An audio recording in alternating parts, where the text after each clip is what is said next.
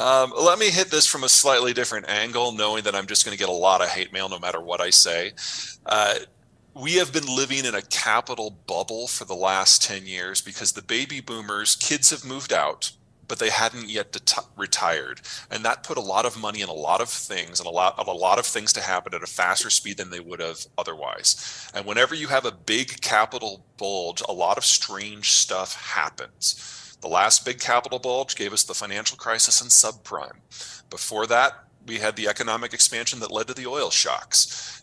I see crypto is wrapped up in this bubble. And now that the money is going away and crypto has to stand on its own, it's failing.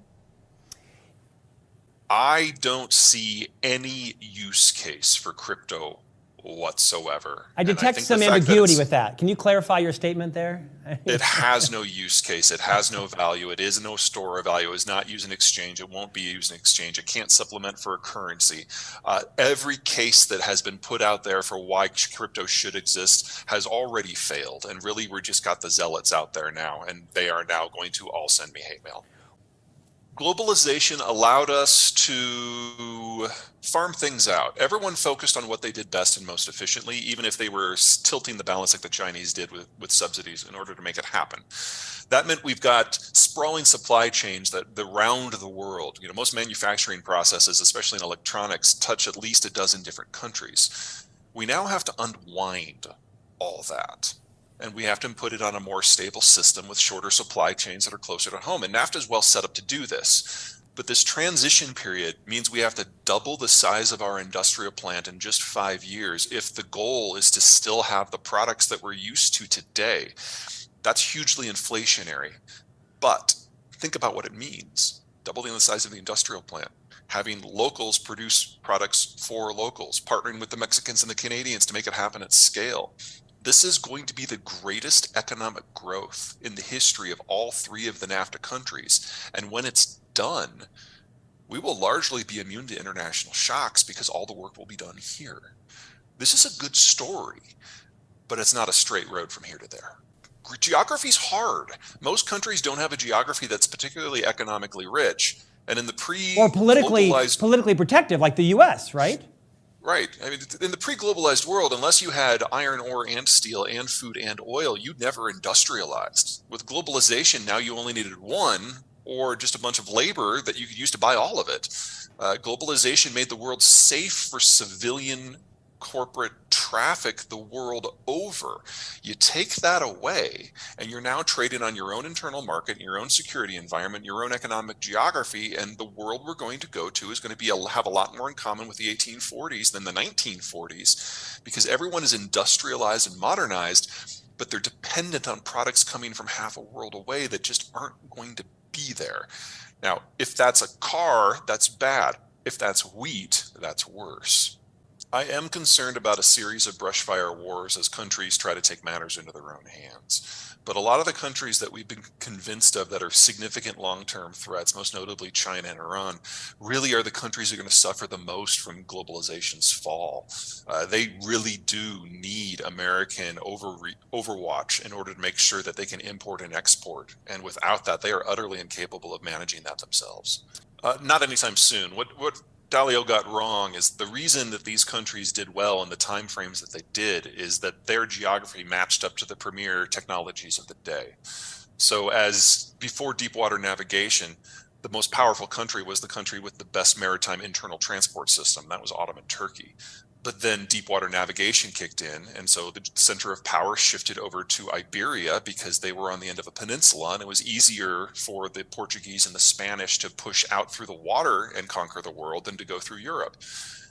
Eventually, that technology migrated to places that could use it better, like the Brits. And then the Brits developed industrialization, and industrialization allowed them to bring a gun to a knife fight for a century. But then that technology moved to an area with better capital density that could use it better. That was Germany and the United States. So it's not that he's wrong about those arcs, but it's not like they have a use-by date. It's a question of what the technologies of the day tend to be and which geography can use those best. I am, at the moment, not convinced that the digital age is a fundamentally sufficient break from the industrial age to trigger something new. But even if it is, something to consider that 90% of all the silicon that goes into all of the world's microchips comes from North Carolina. Other than the burgeoning pile of cash under your mattress, what are you excited about?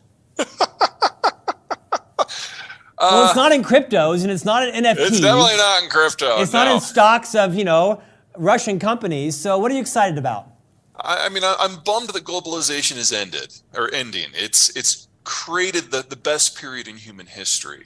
But I'm really excited to see what's next, because if you've got North America really fundamentally remaking itself in less than a decade, that is going to change the American story and the Mexican story and the Canadian story. And that's going to take us some unpredictable ways. Hopefully, most of them are going to be good.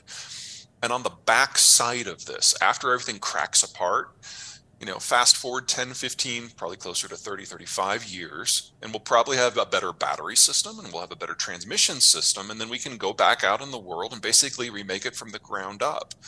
It's a great time to be alive if you're in the right spot. Is earlier this year, while the Ukraine war is raging, they started acting up again. And Secretary of State Blinken said, fine.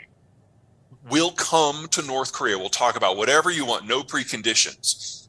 And the North Koreans have been deathly silent ever since, because they caught the car and they just don't know what to do with it.